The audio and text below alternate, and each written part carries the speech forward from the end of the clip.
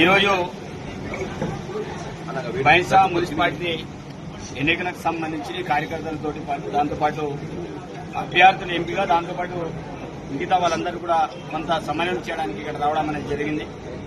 DCC అధ్యక్షుడిగా మరి యొక్క బైంసా మున్సిపాలిటీని గెలిపించడం లక్ష్యంగా గౌరవ సుదర్శన్ రెడ్డి గారి ఆదేశాల మేరకు అదేవిధంగా నాతో పాటు చంద్రశేఖర్ గౌడ్ కావచ్చు, దాంతోపాటు మాజీ ఎమ్మెల్యే విఠలరెడ్డి గారు కావచ్చు, మాజీ ఎమ్మెల్యే నారాయణ పటేల్ గారు కావచ్చు, దాంతోపాటు వేణుగోపాల్చారి గారు కావచ్చు, మేమంతా కూడా డిస్కస్ చేసుకుని ఆల్రెడీ ఇప్పటికే మనకు వచ్చిన పేర్లలో మనం సర్వేలకు పంపించడం అనేది జరిగింది.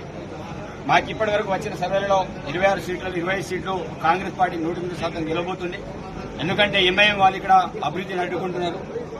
ఈ రోజు ఇంద్రమిల్లు శాంక్షన్ అయితే వాటన్నిటి కూడా కోర్టు కేసు వేసుకుని ఆపించడం అనేది జరిగింది. ఎవరికి ఇవ్వకూడదనే ఆలోచన, అది మూర్ఖత్వ ఆలోచన. అంటే పేద బడుగు బలహీన వర్గాలకు ఇల్లు ఇస్తే ఒకవేళ కాంగ్రెస్ పార్టీ ఇల్లు కట్టుకుంటే రేపటి రోజు మాకు ఓట్లు వేయాలనే ఆలోచనతో మూర్ఖత్వ ఆలోచనతో ఈరోజు ఎంఐఎం పార్టీ ఇక్కడ ఆ ఇళ్లన్నీ కూడా ఆపివేయడం అనేది జరిగింది. దాంతోపాటు బీజేపీ పార్టీ మరి హిందువుల మధ్య ముస్లింల మధ్య చిచ్చు పెట్టే ప్రయత్నం మాది బీజేపీ పార్టీ చేస్తుంది. కాబట్టి ఈ రెండింటి మధ్య ఈరోజు ప్రజాస్వామ్యాన్ని చంపే ప్రయత్నం ఈరోజు బీజేపీ బీఆర్ఎస్ పార్టీ చేస్తున్నాయి.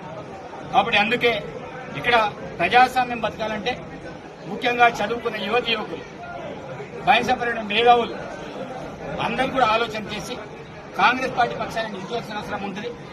ఎవరెన్ని కుట్రలు చేసినా ఈసారి కాంగ్రెస్ పార్టీ జెండా ఎగిరించడమే మా యొక్క లక్ష్యం. దేశంలోనే ఒక మోడల్ మున్సిపాలిటీగా చైర్మన్ ఒకవేళ ఏర్పాటు చేస్తే దేశంలోనే మోడల్ మున్సిపాలిటీగా బైంసాపల్లిని చేయబోతున్నాం. దాంట్లో ఎలాంటి సందేహం లేదు. కాబట్టి ముఖ్యంగా విద్యావంతులందరినీ కూడా విజ్ఞప్తి చేసేది ఒకటి, బైంసా అంటే ఒక భయంకర వాతావరణం ఉండకూడదు, ఒక ప్రశాంతమైన వాతావరణం ఉండాలి. అందుకే రాష్ట్రంలో ప్రజాప్రభుత్వం ఏర్పడింది. ఆ ప్రజాప్రభుత్వం నేతృత్వంలో 100% ఒక పీస్ఫుల్ వాతావరణంగా ఇక్కడ ఎన్నికలు జరుగుతాయి. ఎవరు ఎన్ని కుట్రలు చేసినా, ఎవరైనా గొడవలకు ప్రయత్నం చేసినా అలాంటి వారి మీద చట్టపరమైన యాక్షన్ తీసుకోబడుతుంది. ఇలాంటి డౌట్ లేదు. అటు ఎంఐఎం వాళ్ళు కావచ్చు, ఇంకా బీజేపీ పార్టీ వాళ్ళు కావచ్చు. మా కాంగ్రెస్ పార్టీ ఎవరిని కూడా గొడవ చేసే ప్రయత్నంలో మేము ఎక్కడ కూడా లేము. మేము ప్రజాస్వామ్యబద్ధంగా ఎన్నికలు జరగాలని కోరుకుంటున్నాం. ఈ రోజు ధనికుడికి పేదవాడికి కేవలం రాజ్యాంగపరంగా హక్కు ఇచ్చిన కలిపి కేవలం ఓటు హక్కు మాత్రమే. ఆ ఓటు హక్కుని భయాభ్రాంతులకు గురి చేయకుండా ఒక ప్రజాస్వామ్యబద్ధంగా అడగడానికి ప్రయత్నం చేయాలి. మేము ఈ 2 సంవత్సరాలు చేసిన అభివృద్ధి విషయమే ఓట్లు అడుగుతాం తప్ప వేరే అంశాలు చెప్పి భయపెట్టించి ఓట్లు అడిగే పరిస్థితులు మేము లేవు. కాబట్టి బైంసాపల్లిలో 100% కాంగ్రెస్ పార్టీ జెండా ఎగిరించిపోతున్నాం. ధన్యవాదాలు.